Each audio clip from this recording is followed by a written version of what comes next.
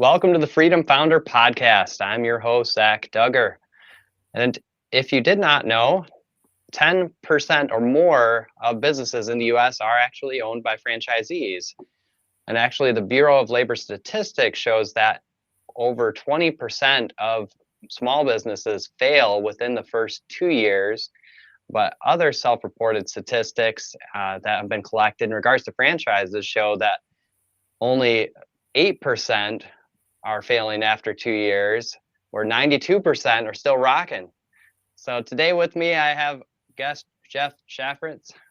And just to clarify, Jeff, is it Shafritz or Shafritz? It's Shafritz, but Shafritz Yeah. is close enough. That's better than some. There we It could go. go Well, either way. it's funny because I always pronounce your name correctly, but here we are. So Jeff has had over 30 years of experience around the franchise industry. And the benefit is that Jeff not only is a franchise consultant, but he also has worked as a franchisor and carrying out the development of their plan and growth. He was also a franchisee of a profitable business in the fitness industry and has been an investor in multiple franchise businesses over the years. So thank you, Jeff, for joining me today to talk about franchising and your experience in this business industry. Zach, thanks so much for having me on and giving me the opportunity to talk about franchising a little bit. I know you do a lot with independent businesses, so I always love to get on and discuss franchising. Absolutely. I think there's great opportunity in this that people don't even recognize. And I think one of the things that people recognize very well is that when they think of franchises, they think of McDonald's, they think of Burger King, they think of Taco Bell. They think of those things that they see every day. And I'm picturing the golden arches as I wave my hands in the air here. I Because like those arches. yeah. And if I understand correctly, I think McDonald's is one of the biggest franchises in the world. Is that accurate? Yeah, McDonald's is probably the one company that everybody in the world knows what McDonald's is, and they've done a great job, and they've been franchising for a long time. But you bring up a really interesting point in that what I love about what I do is most people get on the phone and they say, hey, I don't want to open a McDonald's or a Subway or something like that. And right. I say, don't worry. There's so many opportunities out there that have nothing to do with food. And in fact, franchising is really just a system of doing business that a company chooses as its growth strategy. So rather than opening a mall themselves, they say, hey, we've got this great system. We're going to sell the rights to the system to somebody else, and we're going to expand that way. And so franchising runs across at least 75 different industries and many storefronts that you see, but also a lot of non-storefront and service-based businesses that are really great opportunities for a lot of people. Yeah. So, I mean, does somebody have to have a ton of money to get into this franchise world? I mean, that's again one of those conceptions that I've had over the years, is that someone has to have quite a bit of money to be able to become a franchisee. Is that accurate? Actually, it's everybody has a different number for what quite a bit of money is. Right. But I would say that there are a lot of franchises in the $100,000 total investment range, some either lower. And I work with opportunities that are in that range and up to $1 million or $2 million and everything in between. So again, many non-storefront businesses that are highly scalable can be invested and gotten into for $100,000 or less. So there's some great opportunities, and there's also financing and funding available to individuals. Typically, you got to come to the table with about 25% in cash, and you can finance the rest. But you don't need a ton of money. You don't need $1 million to go open a business. That's for sure. Yeah. And do you find that there are some franchisees that do work with investors then to help with that cash outlay that on the front end? Yeah, there are definitely franchisees that are excellent, operators maybe in their current role and don't have quite enough money to do it on their own, and they go out and look for silent partners or investors to help them. But there really are some great funding resources out there for Yeah. individuals. And we could do a whole podcast on all the different ways that you can finance a franchise. But there's a lot of different opportunities out there than the standard, SBA loans and what other people are thinking about as well, probably. Yeah. No, that makes sense.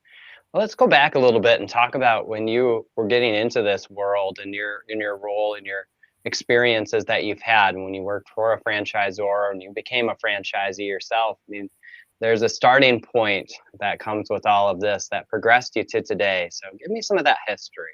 Oh, that's fun. That's an interesting story because franchising was not, on the horizon. I loved sports and I wanted to get into some kind of sports management or, maybe be the GM of a basketball team or Sure. do something. So I had an internship in college at the CAP Center. And then when I graduated, I had an opportunity to become a franchise development assistant for the Athlete's Foot. And in my mind, I was thinking, oh, I'm going to help all these athletes buy franchises. And it was anything but I fell in love with franchising and decided that I'd much rather stay in the franchise world and make my living doing that. And then I can buy tickets to whatever games I want to go to.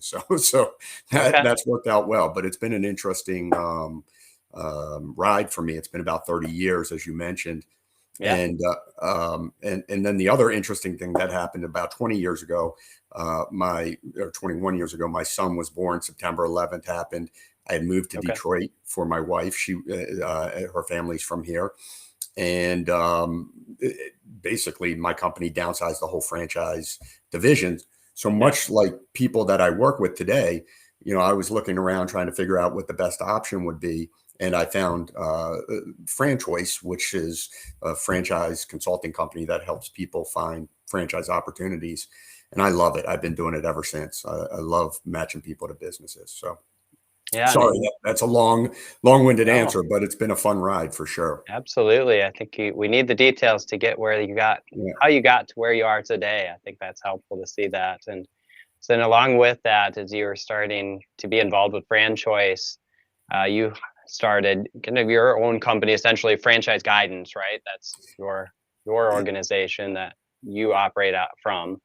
Exactly. So if you think about FranChoice, it's kind of like if you had a Remax real estate agency, but you called yourself Real Estate of Detroit or something of that nature. So I operate under the FranChoice system, but I market myself as Franchise Guidance, and really focus on building that as the main brand behind it, so people know to come to me if they've worked with me and they want to refer somebody over to me. So yeah, and like a realtor or an organization that you are independently contracted by, you have to be good at what you do to be able to get more work, or you're not going to be in that business for very long, I imagine. Yeah, it's not easy. You mentioned, you're right. We are independent contractors, so I'm self-employed. And the key is doing a good job for people, helping people find the right fit, helping people realize success through business ownership or entrepreneurship.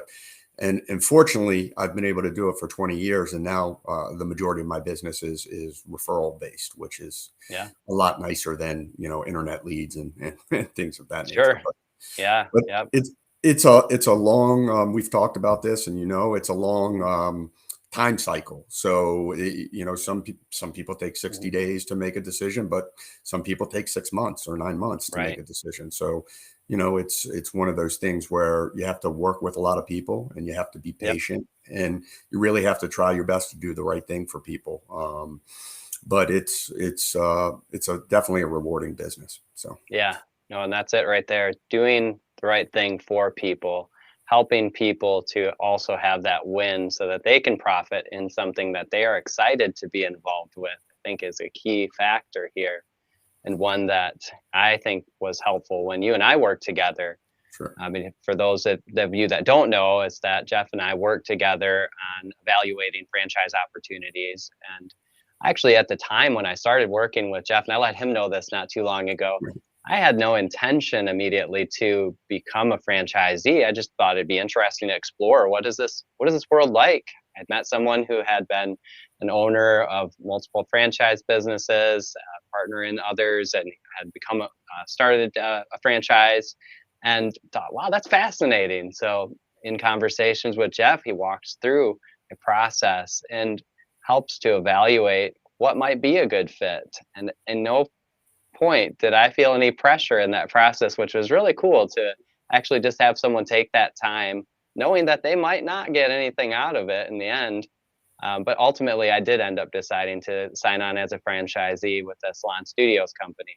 So excited for that as we're getting that process rolling. Yeah, and that's why it's always good to have a conversation. You never know what's Mhm. going to happen. You never know what's going to come from it. Yep. The way I look at these conversations is, you might decide not to buy a franchise ever, but if I can be a resource for you in the future for somebody Mhm. that you run into that might be looking to make a change, um, and we've had a good conversation, you'll feel comfortable referring them over to me. And in your particular case, you've got a lot of I think interest in real estate and a Yep. background in real estate as well.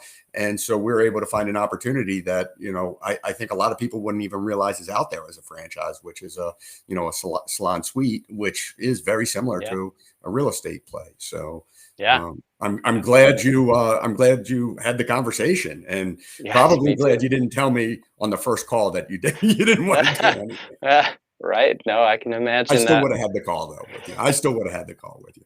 Well, I appreciate that. I Yeah. appreciate your patience and working through the process. So, what is that process like for somebody that might be interested in exploring becoming a franchisee?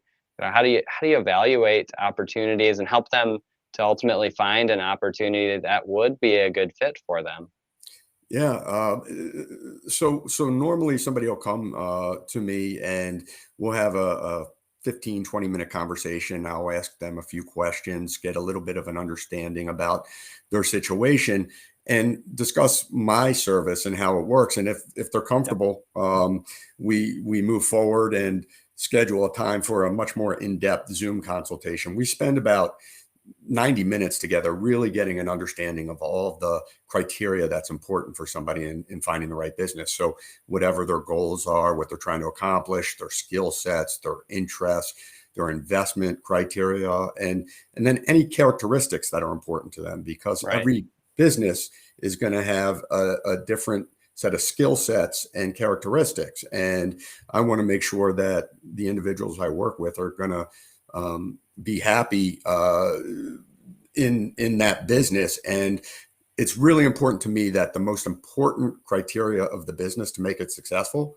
that franchise owner is comfortable with overseeing that role, basically, Yep. or handling that role.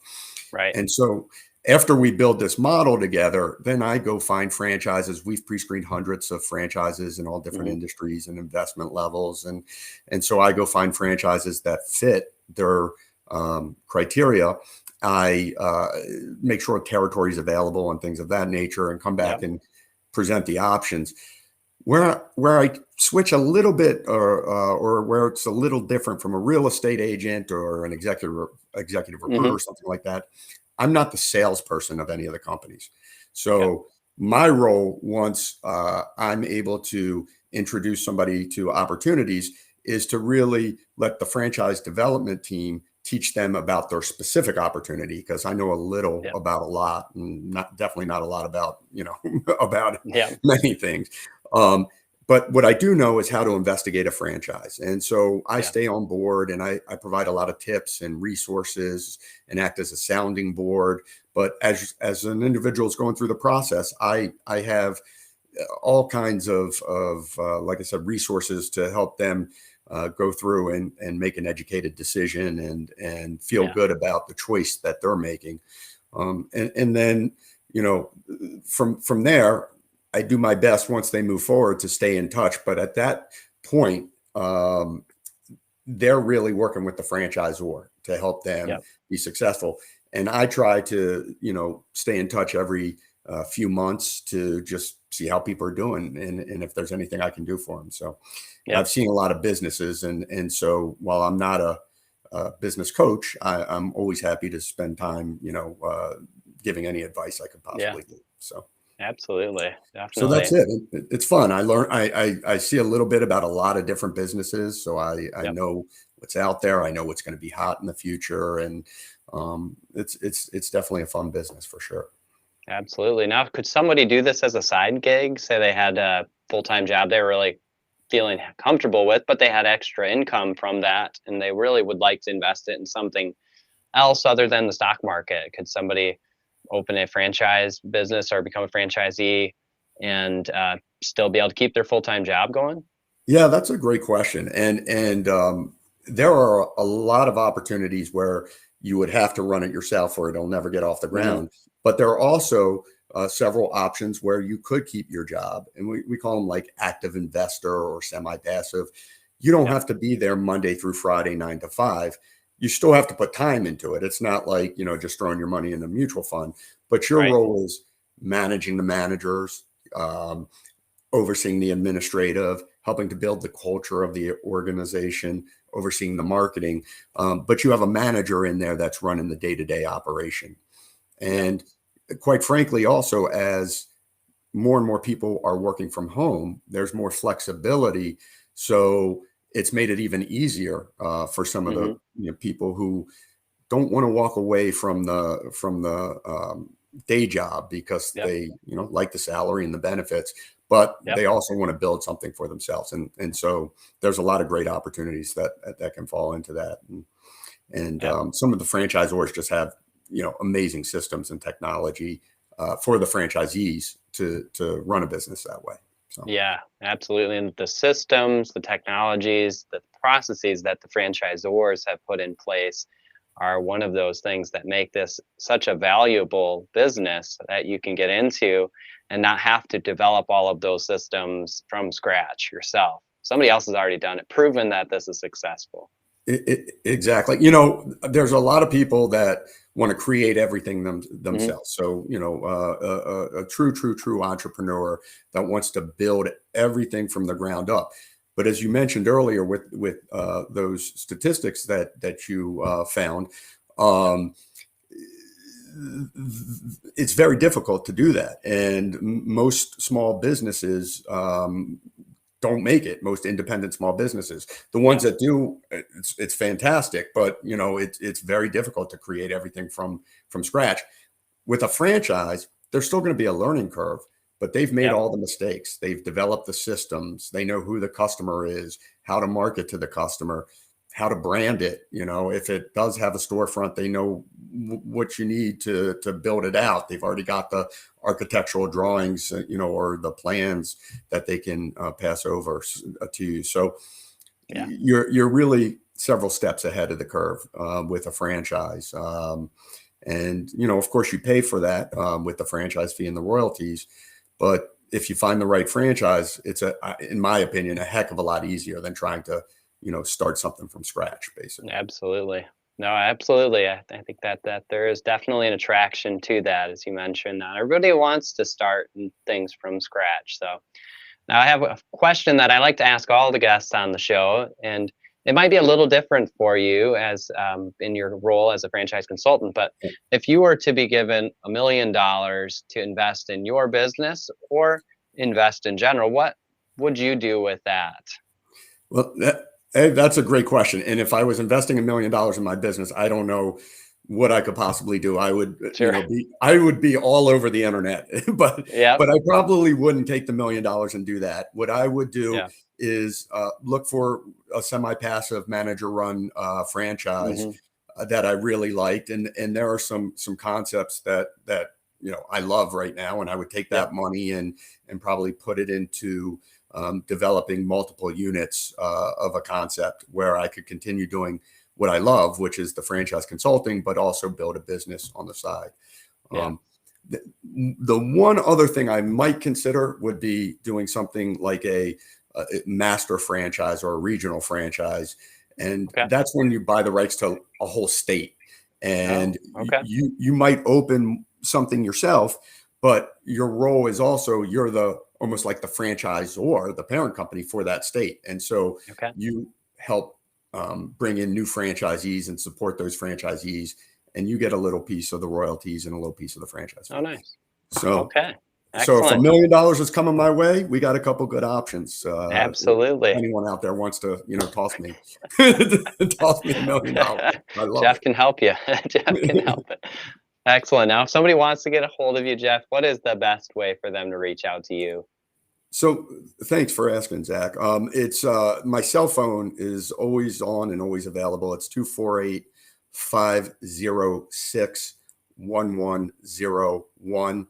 You can also reach me at jeff@franchiseguidance.com or my website, which is www.franchiseguidance.com. Excellent. And I'll make sure we get those in the show notes so that people can get access to that too if they didn't catch that. But Jeff is definitely a resource, a wealth of knowledge in this franchise world, and would very much be of value to you if you give him a call, shoot him an email, reach out. He also has some resources on his website too for you to just check out if you're just kind of interested in perusing this idea. So thank you again, Jeff. Zach, thanks so much for having me on the podcast. I love it. I'm so happy for you. And, it's been an honor to get a chance to be on here with you. Absolutely. I appreciate that, Jeff. Thank you again, and we'll talk again soon. Sounds great, Zach. Take care.